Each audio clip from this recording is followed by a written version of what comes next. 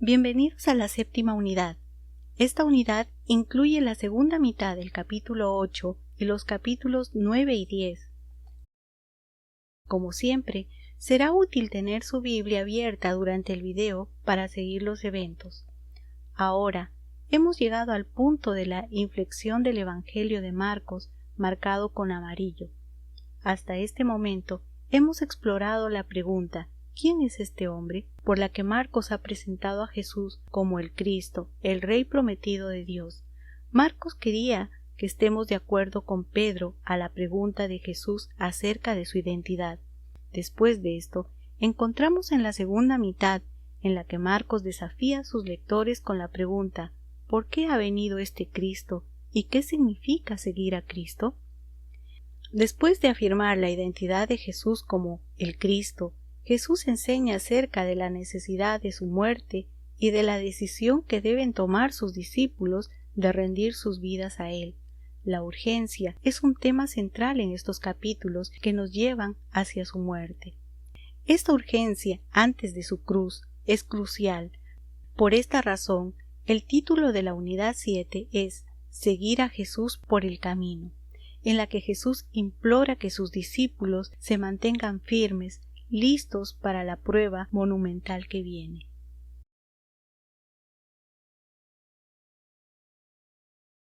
La pregunta a los discípulos ¿quién dicen que soy yo? Es el tema sobre el cual gira el Evangelio de Marcos, visto en el primer versículo del capítulo 1 y en la pregunta de los discípulos cuando Jesús calmó el mar en el capítulo 4, y por fin, después de todas estas experiencias, las enseñanzas, los discípulos identifican a Jesús como el Rey prometido por el Antiguo Testamento.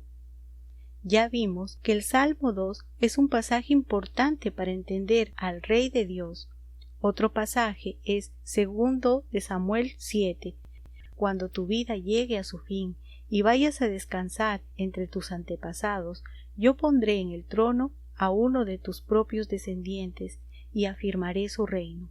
Será él quien construya una casa en mi honor, y yo afirmaré su trono real para siempre.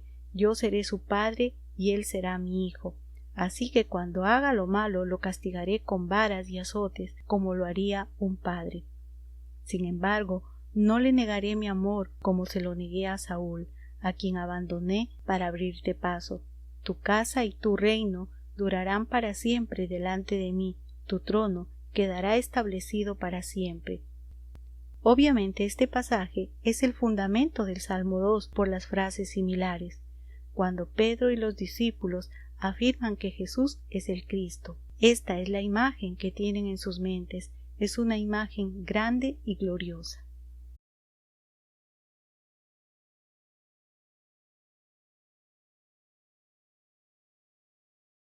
Pero inmediatamente después, Jesús afirma que esto significa que debe morir. Marcos deja en claro que los discípulos tienen la razón sobre su título. Sin embargo, lo que piensan que hará este Cristo es diferente a lo que piensa Jesús. Marcos pone énfasis en la necesidad divina en el capítulo 8, versículo 32. Habló de esto con toda claridad. Pedro lo llevó aparte y comenzó a reprenderlo. Como sabemos, el título Hijo de Hombre que Jesús usa acerca de sí mismo proviene de Daniel 7. Quizá esto es la razón de la respuesta de Pedro hacia Jesús, pues la figura del Hijo de Hombre en Daniel evoca autoridad y victoria total, no sufrimiento. Como describe la unidad, el problema es que la figura del Hijo de Hombre es solo un aspecto de Jesús. Visto por sus enseñanzas y sus acciones, Jesús incorpora las figuras del Rey ungido de las promesas de David en 2 de Samuel 7, además del siervo sufriente de Isaías 53.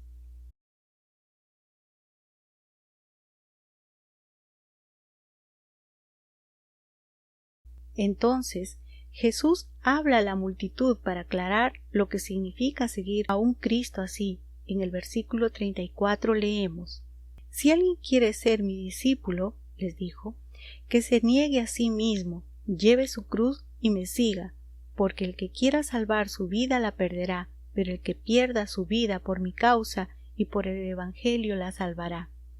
Este movimiento rápido, desde la identificación correcta de Jesús hasta la descripción de la necesidad de su muerte, y este llamado es la razón que decimos que las preguntas dominantes de esta segunda mitad del Evangelio son: ¿por qué ha venido este Cristo? ¿Y qué significa seguir a Cristo? Ahora, debemos prestar mucha atención a un detalle muy importante del versículo 38. Si alguien se avergüenza de mí y de mis palabras en medio de esta generación adúltera y pecadora, también el Hijo del Hombre se avergonzará de él cuando venga en la gloria de su Padre con los santos ángeles. Hay una tendencia actual de ver este suceso como una referencia a la segunda venida de Cristo, y la forma como se dividieron los capítulos ayuda a tener esta perspectiva apocalíptica. Pero nota que inmediatamente después de este versículo, en el capítulo 9 y el versículo 1, continúa el mismo relato cronológico y nos da este breve aviso. Y añadió: les aseguro que algunos de los aquí presentes no sufrirán la muerte sin antes haber visto el reino de Dios llegar con poder. Ahora es un hecho que ni Pedro, Juan u otro apóstol está vivo y caminando por el Medio Oriente actualmente, lo cual refuerza la idea que la advertencia de Jesús tenía que ver con algo que vivirían los apóstoles en su tiempo y no con otro momento de la historia. Esto es muy importante recordar mientras seguimos recorriendo la historia.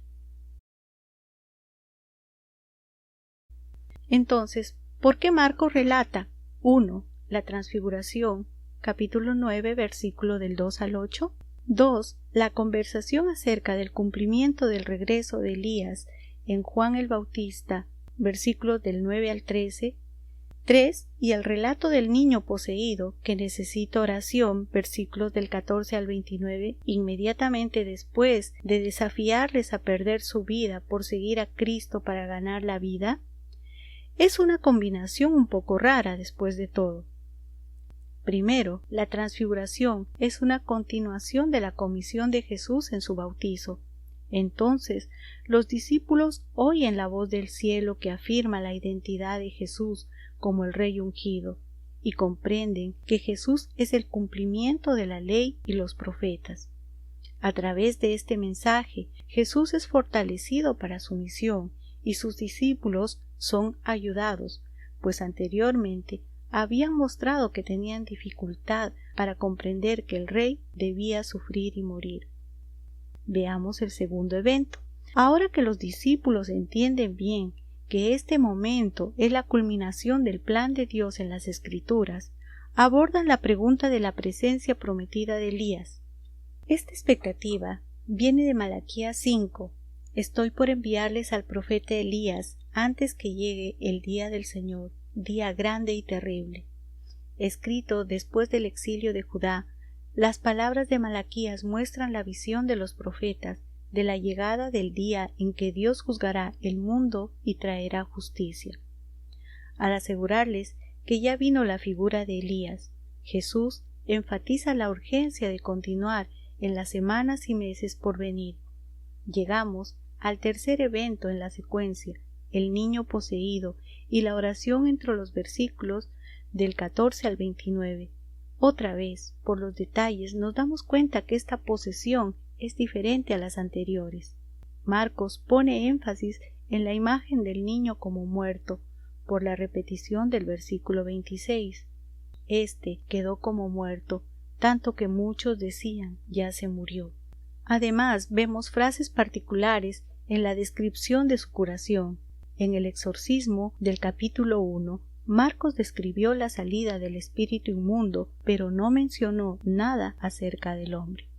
Tampoco en el exorcismo del capítulo 5. Pero en este relato, Marcos ignora completamente el exorcismo del espíritu y pone énfasis en el movimiento del niño, versículo 27. Pero Jesús lo tomó de la mano y lo levantó, y el muchacho se puso de pie. Entonces, Marcos presenta un contraste entre el estado anterior del niño, como si estuviera muerto, y después levantado y de pie.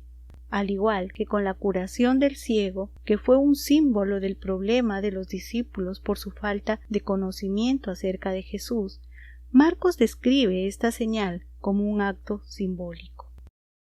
Antes, Jesús declaró la necesidad de su muerte y resurrección, la que los discípulos no entendieron. La transfiguración afirmó a Jesús como el Rey ungido y les dio seguridad con una visión de su gloria. Jesús afirmó que el cumplimiento está cerca al identificar a Juan Bautista como el Elías prometido. Y ahora Jesús da un símbolo del futuro de su misión. Va a traer la resurrección de los muertos.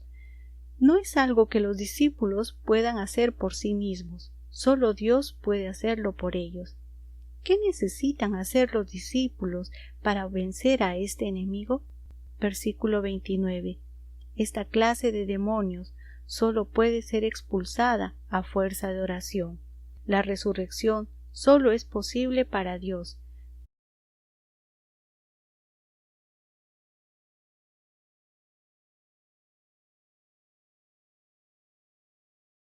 Por eso Jesús afirma otra vez la necesidad de su sufrimiento, su muerte y su resurrección en el capítulo 9, versículos del 30 al 32, pero los discípulos no entienden todavía.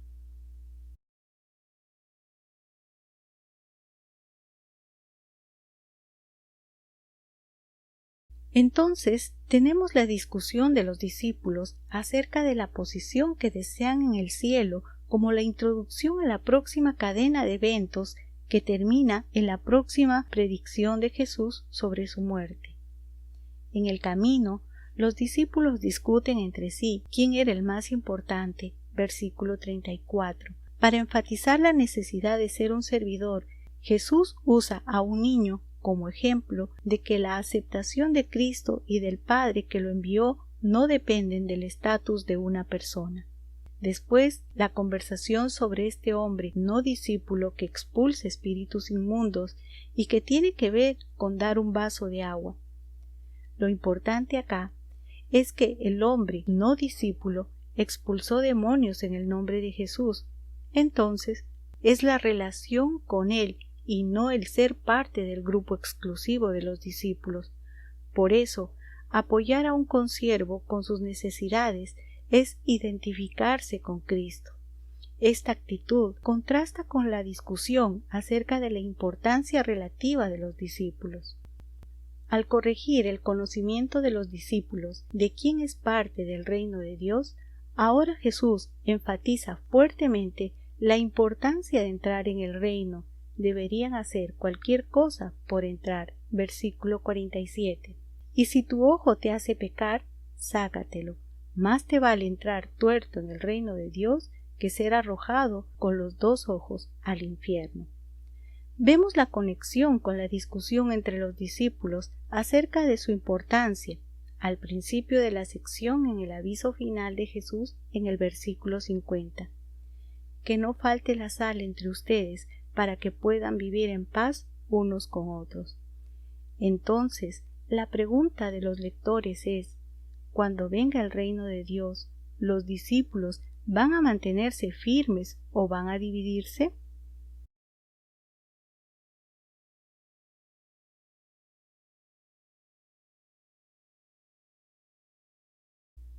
El cambio de ubicación introduce una escena familiar con una multitud, pero la prueba a través de una pregunta sobre el divorcio por parte de los fariseos es rara. ¿Por qué aparece esta historia de repente? Este evento y los que sigan continúan el tema de cuán importante y urgente es entrar en el reino a través de la descripción de quién entra y quién no. En la discusión acerca del divorcio, vemos el diagnóstico de los líderes de Israel como obstinados por su rechazo a la intención original de Dios en la creación, por seguir la tradición. Jesús los condena por las motivaciones de sus corazones al dar repentinamente un certificado de divorcio. Ellos no son parte del reino de Dios.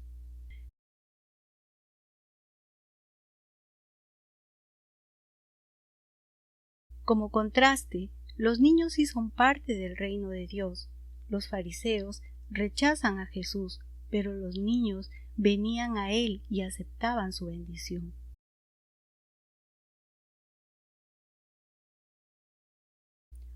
Otro contraste es el joven rico de los versículos del 17 al 22, que pone su confianza en su dinero, a pesar de seguir la ley con toda sinceridad. No puede dejar sus riquezas.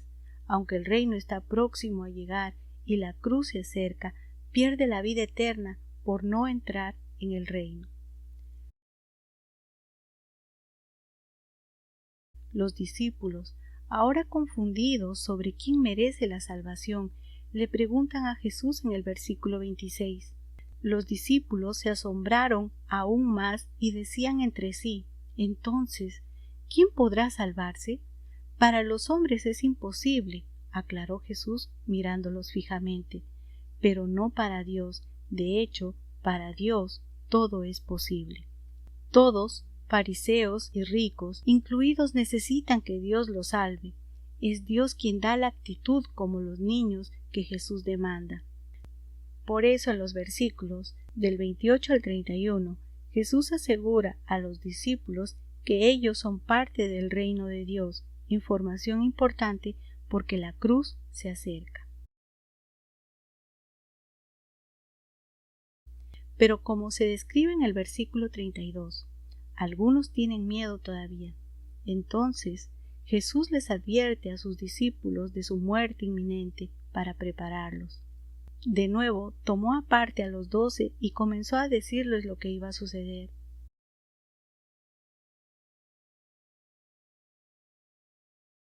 Desafortunadamente, en la petición de Juan y Jacobo, en los versículos del 35 al 45, vemos que todavía no entienden. Versículo 37. Concédenos que en tu glorioso reino uno de nosotros se siente a tu derecha y el otro a la izquierda.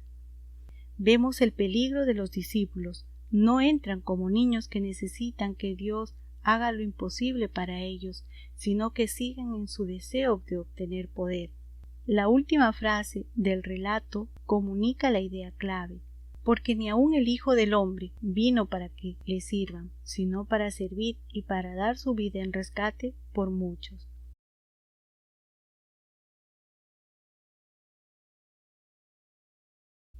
Es en esta última curación que tenemos un ejemplo de alguien que entiende a Jesús, como dice el final del versículo 52. Al momento recobró la vista y empezó a seguir a Jesús por el camino.